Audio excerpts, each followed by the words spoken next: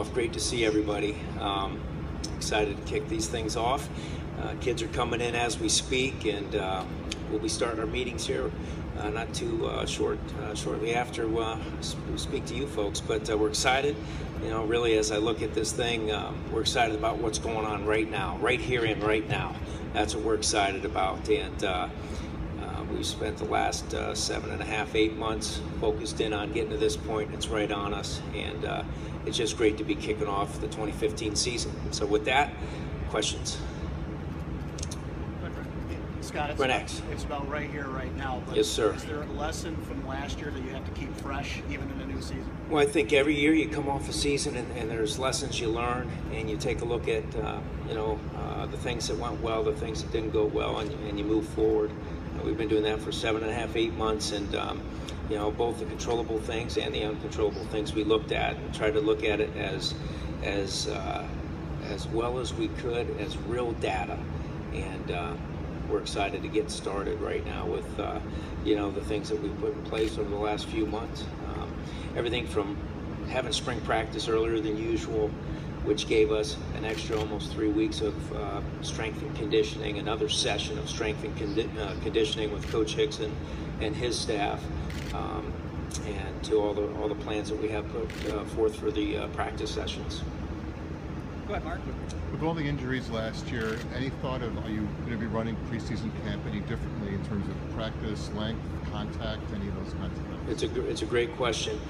To some degree, yes, but the patterns and the data that we had just said it was one hell of a freakish year of injuries. So we're focused back in on what we've done for a lot of years. There are a few little wrinkles here and there with regards to the way we'll practice the upperclassmen and the freshmen. But for the most part, they're just that, wrinkles. Stephen? I think at the ACC Media Day, you were excited to sit down with Mark Coyle and get to chat with him. Have you had that chance? Yeah, we've talked a lot. We've spent a lot of time here, and we're both excited for the season. And as he put it, it's not a dash, it's a marathon.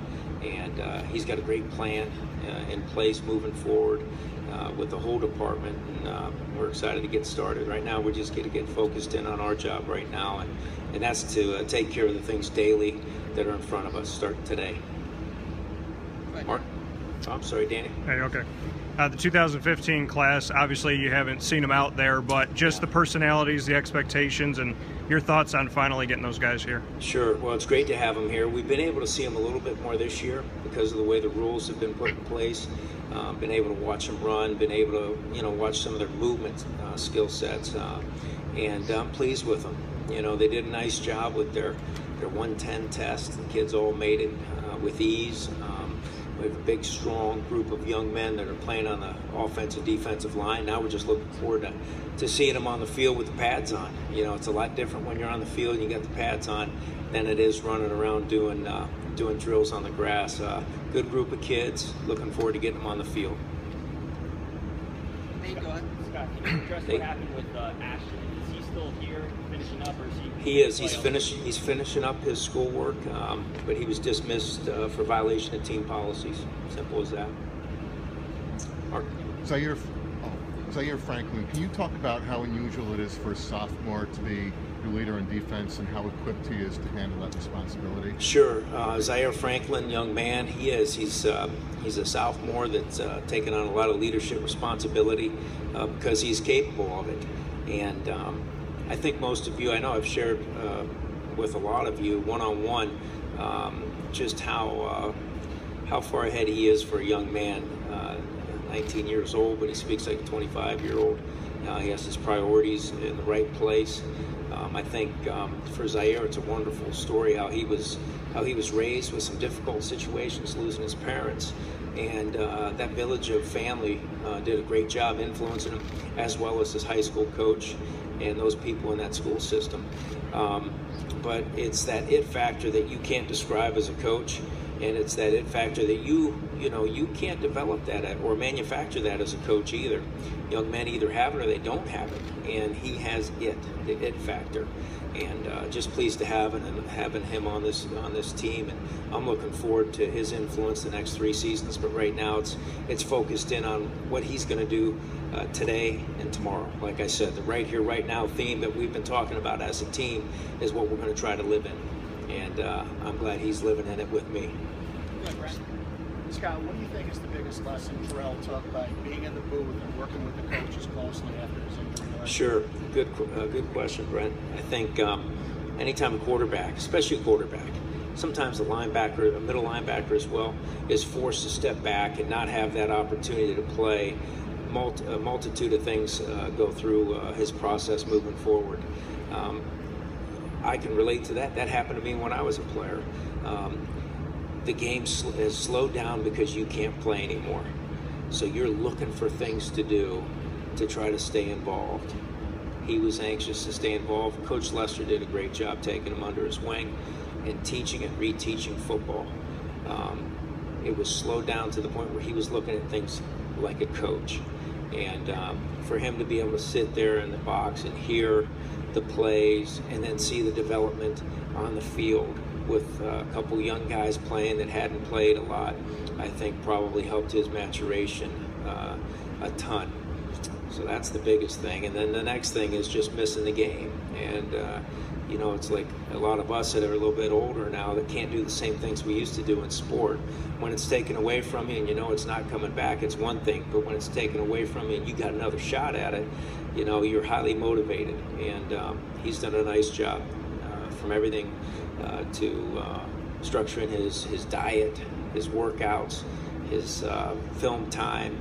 Everything he's done has been to put together an athlete that's ready to have a great senior campaign. So I've been pleased with his work ethic, his development, and looking forward to having Terrell back on the field for us. Joe in the back. Hey, Scott, Joe Magnolia from Waterman Daily Times. What's up, Joe? Hey, so another sophomore with a lot of expectations coming this year's Phillips. Sure. What do you expect from him over the next 4 weeks of camp and heading into the Rhode Island game? Sure. Well, to stay true to our theme, I just want to see him get better every day. Irv's done a really nice job. He's gotten bigger, stronger in the off season, maybe a little bit faster. But he's put on some good weight. When you see him out at practice, you'll see what I'm talking about.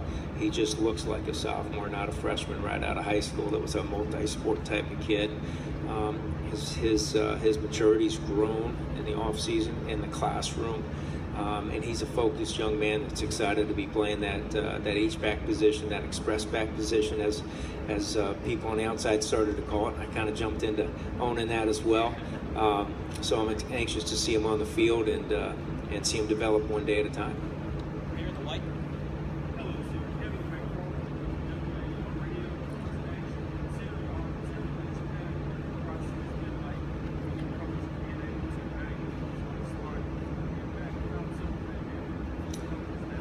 Yeah, not tough at all. Anytime you're coaching football, any sport, that's what you do. You evaluate where your talents are, where your weaknesses are, and you make adjustments as you go. So it hasn't been difficult at all. I'm encouraged with all the linemen that we're bringing in, both on offense and defense, and I'm excited to see them on the field so we can start that process up tomorrow, actually. Steve. Is there any update with Marquise Blair? We're waiting to hear from the NCAA. Nothing's changed as of yesterday, so it's going to be a wait and see type of thing with Marquise. And then Stephen, just looking at you there, even though you didn't ask the question, injuries. Mike Lasker doing really well. He had the procedure done on his shoulder. He's doing really well. We did have Jacob Green, who some of you know. Jacob's a walk-on tight end for us. Unfortunately, he was playing some pickup basketball and tore his ACL, so he won't be with us. And then other than that, we got everybody back. A couple guys that'll be limited with Tyler Provo had a little bit of a hamstring strain a couple of weeks back, so we're going to try to be smart with him. But for the most part, we're full bore and ready to roll. What's Lasker's timetable? He's actually gonna be able to practice with limitations right now. We'll avoid a lot of contact with him. Probably mid-August, he should be back to where I would say he's close to 100%. Sorry about that. Hey, Tariq. Well, we're not looking back, that's for sure. The message is really, what are we going to do today to get better tomorrow? And the theme is, what are we doing right here, right now, to make ourselves a better football team? Not looking backwards, not looking forwards too far, not even looking sideways, but focused in on what is going on right now in front of us. Special teams meeting, academic orientation, whatever it may be, just trying to win that opportunity and stack up the wins daily. That's our focus.